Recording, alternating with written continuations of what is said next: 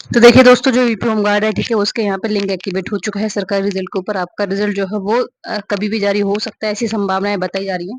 उसके बारे में बात करेंगे, क्या ये न्यूज़ ऑथेंटिक है, क्या ये चीज़ बिल्कुल सही है कि आपका रिजल्ट कभी भी घोषित हो सकता है।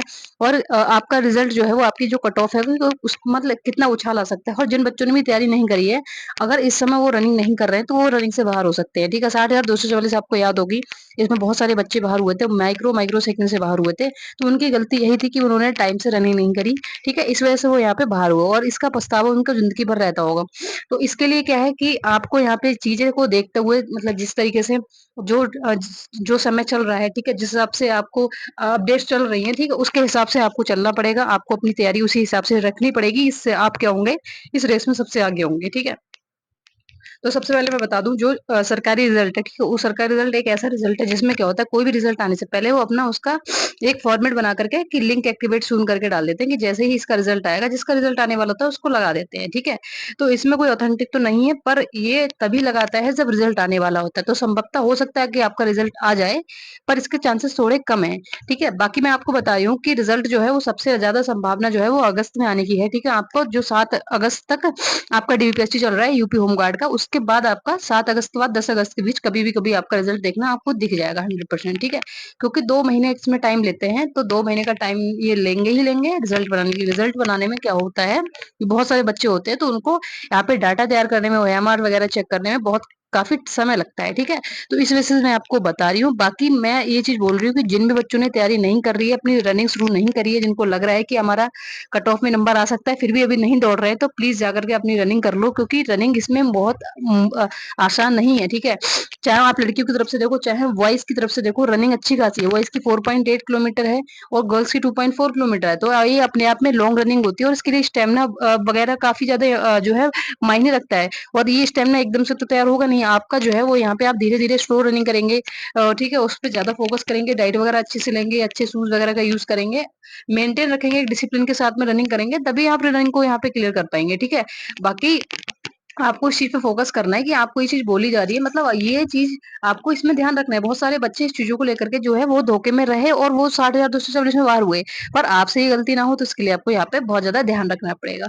बाकी क्या है, जो बच्चे ऐसे हैं जिनके डॉक्यूमेंट्स वगैरह में कोई मिस्टेक है, तो डॉक्यूमेंट्स का इतना बड़ा इशू नहीं होता है। अभी डीपीएसटी भी अगर आपका होगा तो आपको वहाँ पे पता चल जाएगा कि ऐसी कोई इशू ना आपके साथ नहीं होने वाला है। ठीक है, अभी मैंने रिव्यू भी लिया था कुछ बच्चों का, तो जो यूपी होमगार्ड के अंदर जो भी डॉक्यूमेंटेशन है वो बहुत इजीली हो जा रहा है, उसमें कोई ज्यादा चीजें भी नहीं मांग रहा है, कैरेक्टर सर्टिफिकेट वगैरह कुछ भी नहीं मांगा उन्होंने। ठीक है, सिंपल सा आपको अपने डॉक्यूमेंट लेकर के जाने हैं। और जो कास्ट वगैरह है, हाँ, कास्ट सर्टिफिकेट में आपको जरूर देखा जा रहा है अगर आप ओबीसी से है, क्योंकि आपको यहाँ पर रिजर्वेशन मिल रहा है। अगर आप कास्ट सर्टिफिकेट नहीं दिखा पाते हैं ड्यूरेशन से 25 अप्रैल 2025 के बाद का, मतलब अप्रैल 2025 के बाद का, तो फिर आपको यहाँ पे समस्याएं हो सकती हैं। ठीक है, फिर वो आपको जनरल कैटेगरी के अंदर डाल देंगे। अगर आपके जनरल के हिसाब से मार्क्स नहीं है तो आपको डायरेक्ट बाहर हो जाएंगे। तो ये चीज आपको ध्यान रखनी है। बहुत सारे बच्चे ऐसे थे जिन्होंने सेंटर पर जो है कास्ट सर्टिफिकेट लगा दिया था, पर आपको हमेशा जो है यूपी, अगर पुलिस की कोई, मतलब यूपी की कोई वैकेंसी है, आप यूपी का ही सर्टिफिकेट लगाएंगे, कास्ट सर्टिफिकेट। हमेशा ये चीज ध्यान रखिए कि आप जहाँ के निवासी हैं, आपको सर्टिफिकेट भी उसी जिले का तैयार करके रखना होता है। साथ ही साथ अपना सेंट्रल भी बनवा लीजिए, जिससे आप कोई सेंट्रल गवर्नमेंट की कोई जॉब में अप्लाई कर रहे हैं तो आपको फिर वहां पे उसकी जरूरत होगी। ठीक है, तो ये सारी चीजें आपको बहुत ज्यादा ध्यान रखनी पड़ेंगी। और ये सब चीजें जो कंपटीशन में जो बच्चा तैयारी कर रहा होता है उसको ये सारी चीजें अपनी तैयार रखनी पड़ती है। ठीक है, बाकी आपको कोई इशू होगा नहीं। ठीक है, आपके नाम वगैरह में कोई मिस्टेक हो उसके लिए एफिडेविट बन जाएगा, या कुछ भी है, कोई समस्या आपको होगी नहीं। ठीक है, और जो भी बच्चे हैं जिनको लग रहा है कि हमें मार्कशीट पे नाम कराता है और बाकी चीजों में हमारा सही है, तो हमें बाकी डॉक्यूमेंट्स की तरह बनाना है। तो उसके लिए मैं आपको बता दूंगी कि क्या प्रोसेस रहता है। ठीक है, तो जिन बच्चों को ऐसा डाउट लग रहा है तो आपकी मार्कशीट आपके घर तक आ जाएगी, लेकिन उसके लिए मुझे आपको प्रोसेस बताना पड़ेगा।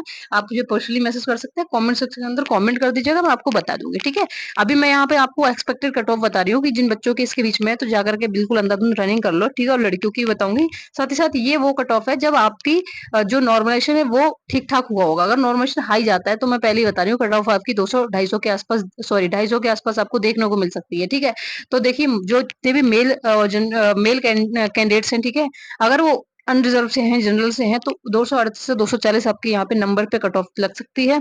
और ईडब्ल्यूएस के जितने भी मेल्स हैं जिनके 228 से 230 है, तो आपके यहाँ पे कट ऑफ में नंबर आ सकता है, ठीक है। ओबीसी का जो है 230 से 232 रहने वाली है, एससी के लिए 218 से 220 रहने वाली है, और एसटी वालों के लिए 200 से 202 रहने वाली है। ये मेल्स की कट ऑफ है, ठीक है। अब बताते हैं फीमेल्स की, ठीक है। तो फीमेल्स में यहाँ पे क्या है, 232 से 240 अनरिजर्व की है, जनरल कैंडिडेट्स जो है, और ईडब्ल्यूएस की 222 से 224 जाने वाली है, आपकी ओबीसी की 224 से 226 जाने वाली है, एससी की एसटी की सॉरी एससी की यहाँ पे 208 से 210 जाएगी, और एसटी की यहाँ पे 190 से 192 जो है वो आपकी कट ऑफ जा सकती है, ठीक है।